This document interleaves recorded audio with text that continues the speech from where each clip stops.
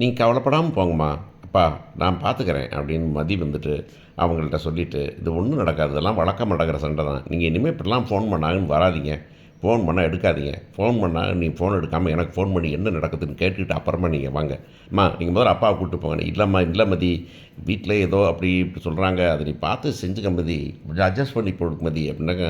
Adjust பண்ணுறது என்ன பண்ணுறது நான் பார்த்துக்கிறேன்ப்பா, நீங்கள் கிளம்புங்கப்பா, இனிமேல் இந்த வீட்டுக்கு வராதீங்க, கல்யாணம் முடிச்சு கொடுத்துட்டீங்கல்ல, விட்டுறாதீங்க, அவ்வளோதான். அவங்க வந்து என்ன சொல்கிறாங்க அப்படிங்கிறது அவங்க சொல்லவே மாட்டேங்கிறாங்க. எனக்கு பிள்ளை நீங்கள் எங்கள் அம்மா வந்து பிள்ளை வளர்க்க தெரியலை அப்படிங்கிறாங்க. எங்கள் வீட்டில் பெரிய அக்கிரமமே நடக்கும், இதெல்லாம் ஒன்றுமே பிரச்சனை இல்லை, இதெல்லாம் நான் சால்வ் பண்ணிப்பேன், நீங்கள் வர வேண்டிய அவசியம் இல்லை அப்படின்னு சொன்ன உடனே அப்படியே கிளம்பி கூட்டுரும்போது அவங்க அப்பா அம்மா பார்க்குறாங்க. பார்த்துக்கிட்டு இருக்கும்போதே மாமனார் மாமியார் பார்த்துக்கிட்டு இருக்கும்போதே வந்து சரி நீங்கள் போங்க, என்ன என்ன சொல்லாமல் பண்ணேன், ஒன்றும் இல்லை நான் வந்து பேசிக்கிறேன் அவ்வளோதான் அப்படின்னு முடிஞ்சதுன்னு. ஏய் என்னடா பண்ணுறாங்க அப்படின்னாக்கம்மா, நீங்கள் போங்க, நீங்கள் வராதிங்க, நீங்கள் கிளம்புங்க, நீங்கள் கல்யாணம் முடிச்சு கொடுத்தீங்களா அதுவும் கடை முடிச்சு போச்சு, அவ்வளோதான் கிளம்புங்க, நீங்கள் நானும் அங்கே வரல, நீங்கள் வராதிங்க அப்படிங்கிற மாதிரி வேகமாக பேசி அவங்களை அனுப்பிவிட்டாங்க. இங்கே எல்லாம் ஷாக் ஆகி நிற்பாங்க அப்படிங்கிறது நடக்க போகிறது. சரி இன்றைக்கி என்ன நடந்தது அப்படின்னாக்கா, இந்த பையன் நம்ம பாக்கியராஜ் பேங்க்கில் வேலை பார்த்துட்ருக்காப்புல, வேலை பார்த்துட்டு இருக்கும்போது ஒரு லோன் சமாச்சாரமாக ப்ராசஸ் பண்ணிகிட்டு இருக்கும்போது ஃபோன் வருது. ஃபோன் வந்தால் யாருன்னா மலர் ஃபோனு, ஏங்க என்ன பண்ணிகிட்டு இருக்கேன், நான் ஆஃபீஸ் தான் இருக்கிறேன்னு, என்ன நடக்குது அவங்க அம்மா ரொம்ப கலைவரம் பண்ணிகிட்டு இருக்காங்க அப்படின்னு. என்ன கலைவரம் பண்ணுறாங்கன்னு மதிகிட்ட சண்டை போடுறாங்க. மதியை வந்துட்டு சொல்லிகிட்டு இருக்காங்க. மதி எய்த்து சொல்லிட்டான்னு உடனே வந்துட்டு நெஞ்சு வலி இதுக்குறாங்க அப்படின்னு. நெஞ்சு வலியா? நெஞ்சு வலியெல்லாம் இல்லை, அவங்களாம் நெஞ்சு வலி இருந்துச்சுன்னா முதல்ல அப்போ ஆம்புலன்ஸ் பேர் பண்ணி தான் அப்போ பேசியிருப்பாங்க, இதெல்லாம் நெஞ்சு பல்ல பேரே ட்ராமா தான் அப்படின்னு பேசும்போது, இந்த ட்ராமாவை மலரும் பாக்கியராஜும் தான் வளர்த்து விட்றவங்க அப்படின்னு தான் தோணுது. இப்போ வந்துட்டு தப்பு பண்ணுறத தூண்டுறவங்க ரொம்ப முக்கியங்கிற மாதிரி இவங்கள பார்த்தா தான் இப்போ இரிட்டேட்டிங்காக இருக்குது. வழக்கமாக எனக்கு பாக்கியராஜை பார்த்தா இரிட்டேட்டிங்காக இருக்கும், அப்புறம் பரவாயில்லை ஏதோ அட்ஜஸ்ட் பண்ணுறான்னு யோசித்தேன். ஆனால் இப்போ பார்த்தீங்கன்னா மலரை பார்த்தாவே இரிட்டேட்டிங்காக இருக்குது. இன்றைக்கி சிச்சுவேஷன் மலர் மேலே நம்ம கோவரை வைக்கிறது தான் அப்படிங்கிறது தான். இவ்வளவு தான் இருக்கலாம், இவ்வளவு பண்ண முடியுமா அப்படிங்கிற மாதிரி. உடனே அவன் கேட்குறான், இல்லை நிஜமாகவே அம்மாவுக்கு என்னென்னு இருக்கிறான். உடனே அவன் அம்மாவுக்கெல்லாம் ஒன்றுமே இல்லை, இவங்க தான் ரொம்ப ட்ராமா பண்ணிகிட்டு இருக்காங்க, அவங்கள வந்து கேட்டாங்க, அதுக்கு வந்து ஒரு வார்த்தை சொல்லிட்டாவ, அதை உடனே வந்து பெருசாகிட்டு இருக்காங்க அப்படின்னு. இப்போ நான் வரட்டு பண்ண, ஐயோ தயவு செஞ்சு நீங்கள் வந்துடாதீங்க, நீங்கள் அங்கேயே இருங்கன்னு சொல்லிடுறா. இங்கே பார்த்தீங்கன்னா இங்கே வந்துட்டு இப்போ சுரேஷ் வந்துடுறான். சுரேஷ் வாடா வாடா சாகிறதுக்குள்ள வந்துட்டியேடா, உன்னை பார்த்துட்டு நான் போயிடறேன்டா அப்படின்னு. என்னடா சொன்னான்னாக்க உடனே கதையை கட்டுறாங்க. இப்படி வந்துட்டு வந்து நீலாம் ஒரு தாயா, நீலாம் ஒரு பேய், உனக்கெல்லாம் வந்து பிள்ளை வளர்க்க தெரியலதுக்கு பிள்ளை வளர்க்குற, அப்படியே வந்து இடுப்பில் தூக்கி கொஞ்சம் வேண்டிதானே அப்படிங்கிறான்னு. என் இப்படி உடனே இந்த மலர் பார்க்குறேன், அத்தை அதோட முடிஞ்சு போச்சு, அவ்வளோதான். ஐயோ எனக்கு நெஞ்சு வலி வந்து செத்துருவேன் போல இருக்கே அப்படின்னு. உடனே வந்துட்டு என்ன நடந்துச்சு, என்ன பண்ணுறேன், அதான் அந்த என்ன நடந்துச்சு நம்ம கேட்குறோம் இல்லையா, இது நான் டக்குன்னு என் வாயில் வந்துடுறது. ஆக்சுவலாக வந்துட்டு இன்றைக்கி என்னென்னமோ பேசுகிறாங்க அவங்க. மலர் வந்துக்கிட்டு தனக்காக பேசி பழக்கம் இல்லை அப்படின்னா கூட இன்றைக்கி மதி வந்து ஒரு பரிச்சை அடுத்தவங்களுக்கு பேசுகிறேன்னு சொல்லணும். இது வந்து ரொம்ப பெருசாக போகுது. பெருசாக போய் மதி வந்து இந்த பொண்ணுக்காக எப்படி குறுக்க நிற்கிறா, என்னமா வந்து தடையாக நிற்கிறா, என்னமா வந்துக்கிட்டு அவளை வந்து காப்பாற்றுறா, ஒவ்வொன்றுக்கும் எவ்வளோ சொல்லிக் கொடுக்குறா. ஆனால் வந்துட்டு அவளுக்கு ஒரு கஷ்டம் அப்படிங்கிறப்ப வந்துக்கிட்டு தனக்காக பேசலை, அடுத்தவங்களுக்காக பேசணும்ல, அதுவும் தான் மேலே அக்கறைப்படுற ஒருத்திக்காக பேசணும்ல, அதுவும் வீட்டில் வந்துட்டு அவள் சொன்னது சரி நியாயம்னு தெரிஞ்ச ஒரு பேசாமல் இருக்கிறது இருக்கே, அது பெரிய கொடுமை. இந்த அம்மா அள்ளி விடுது. என்னை வந்துட்டு இப்போ நான் இப்படி சொன்னேன் அப்படி சொன்னான், என்னை வந்து ரொம்ப கேவலமாக பேசுகிறா, நீங்களாம் ஒரு மனுஷியாங்கிறா அப்படிங்கிற மாதிரியாக பேசும்போது என் பொண்ணே வந்துட்டு ஏய் என்ன பேசுகிற நீ அப்படின்னு நம்ம கேட்பான்னு நினைக்கிற பார்த்தீங்களா, அதான் பெரிய விஷயம். மலர் மேலே எவ்வளோ கோவமோ அந்தளவுக்கு இந்த பையன் மேலே சுரேஷ் மேலே வருது.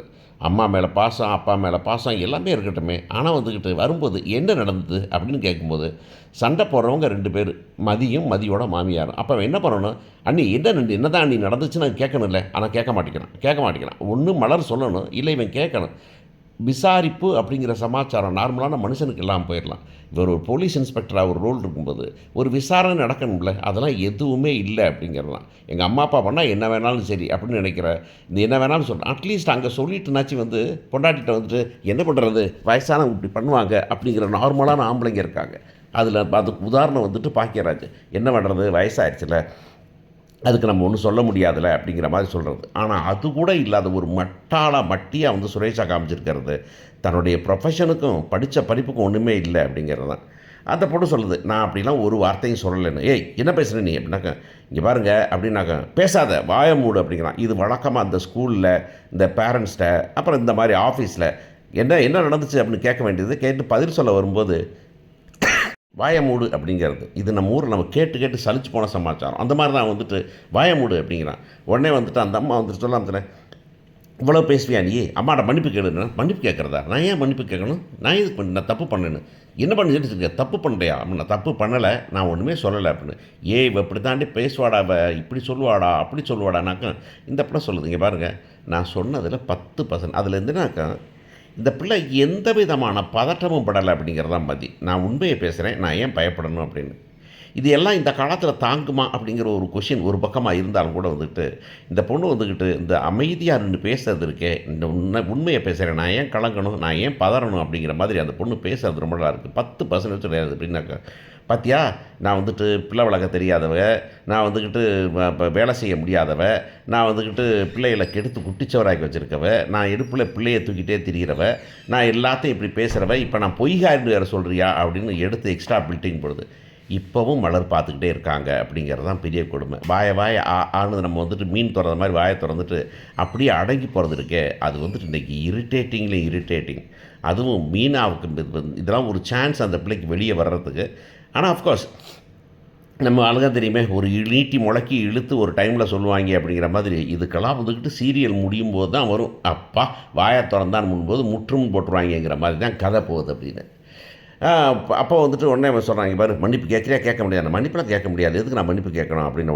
உடனே வந்துட்டு இதெல்லாம் கேட்டு நான் அவங்க அப்பா அம்மாவுக்கு ஃபோன் பண்ணுறேன் அப்படின்னு. எங்கள் அப்பா அம்மாவுக்கு ஃபோன் பண்ணுறீங்க? எங்கள் அப்பா ஓ அதெல்லாம் பண்ணக்கூடாது, நான் யாருக்கு பண்ணணும் யாருக்கு பண்ணக்கூடாதுன்னு சொல்லுவேன். நான் அந்த ஆள் நீட்டி முழக்குறது, அந்த ஆள் அப்படியே பொழிடு அப்படின்னு போடணும் போலே நமக்கு தோணுது. இப்போ சொல்லுவியாடி ஒரு மட்டு மரியாதை இல்லை, பெரிய மட்டும் சரி வேணாம் அப்படின்னு சொல்லிட்டு ஃபோனை போட்டுறாரு அவங்க அப்பாவுக்கு. அவங்க அப்பா ஃபோன் எடுத்த, என்னங்க நம்ம சம்மந்தி நல்லா இருக்கீங்களா? நாங்கள் எப்படி நல்லா இருக்க முடியும்? உங்கள் பொண்ணை கட்டி முடிச்சுட்டு வீட்டுக்கு கொண்டு இருக்கோம்ல, எப்படி நல்லா இருக்க முடியும் அப்படிங்கிறாரு. உடனே இந்த அம்மா வாங்கி பேசுது, இங்கே பாருங்க உடனே கிளம்பிங்க வாங்க, இல்லையா பழத்தை வச்சுருக்கிறீங்க, வார்த்தைக்கு வார்த்தை போட்டு வீட்டை நரக பார்க்குறான், கிளம்பி வாங்க வீட்டுக்கு அப்படின்றான். அவங்க எதுக்கு இங்கே வரணும்? நான் தான் நிற்கிறேன், நான் பேசுகிறேன் அப்படின்னாக்க உன்ட்ட பேசி ஆகிறதில்ல, உன்ட்ட எங்கே பேச முடியும், நீட்டி முளைக்கி பேசுகிறியே அப்படின்னு சொல்லிட்டு அவங்க அப்பா அம்மா வராங்க. அவங்க அப்பா அம்மா தானே, நீங்கள் எதுப்பா வந்தீங்க நீங்கள் அப்படின்னாக்கா. என்ன இருந்துச்சுன்னா, உங்கள் மக என்ன சொன்னால் தெரியுமா, ஒரு டம்ளர் தூக்கி வைக்க முடியாதுங்கிறாளாம், ஒரு வேலை செய்ய முடியாதுங்கிறான், உனக்கு பிள்ளை வளர்க்க தெரியலைங்கிறாளாம், என்றைக்கு என் பொண்டாட்டியை கொல்ல பார்த்துருக்கா, நெஞ்சுவலி வந்து சாக போயிருக்கிறா அவள் அப்படின்னு. ஒன்று இருங்க நான் பேசிக்கிறேன் அப்படின்னா, ஒன்றும் பேசுகிறதுக்கு இல்லைப்பா அப்படின்னா, நீ வா அப்படின்னு கூப்பிட்டு போகிறாங்க. கூப்பிட்டு போய் உள்ளார போய் என்ன சொல்லுவாங்க, இப்படிம்மா அப்படிம்மா நீ வந்துட்டு பார்த்துனதுங்கன்னா இங்கே பாருங்கள், முன்றைக்கே சொன்னேன்ல முடிஞ்சு போச்சு உங்கள் கடமைன்னு. நான் கேட்டேன் அந்த கல்யாணம் முடிச்சுட்டு வரேன்னு, இல்லை உங்கள்கிட்ட சொன்னேன் நான் ஒன்றும் சொல்லலை, இல்லை நீங்கள் கிளம்புங்க அப்படின்னாக்க. இல்லை மதி என்ன இல்லை மதி இப்படி சொல்கிறேன், நீங்கள் இங்கே பாருங்கள் என் விஷயத்தை நான் பார்த்துக்கிறேன், நீங்கள் போய் உங்கள் உடம்பை பாருங்கள், நம்ம பிள்ளையை தங்கச்சியை பாருங்கள், அவளை பார்த்து அவளை படிக்க வைக்கிறத பாருங்கள், இனிமேல் இந்த பக்கம் வர்ற வேலையை வச்சுக்காதீங்க அப்படின்னு வரட்டு வெளியே போனாக்க அந்த இவங்கெல்லாம் என்ன சொல்கிறீங்க, அவங்க ஒன்றும் சொல்கிறதுக்கு இல்லை, நான் பேசிக்கிறேன் அப்படின்னு சொல்லிட்டு நீங்கள் கிளம்புங்கன்னு போய் ஆட்டோ ஏற்றிட்டு வந்துடுது. உடனே இவன் ஷாக் ஆகி நிற்கிறான். நம்ம மிஸ்டர் சுரேஷ் வந்து வெளியே கிளம்பு அப்படின்னு சொல்ல போகிறான். என்ன நடக்க போகுதுன்னு பார்ப்போம்.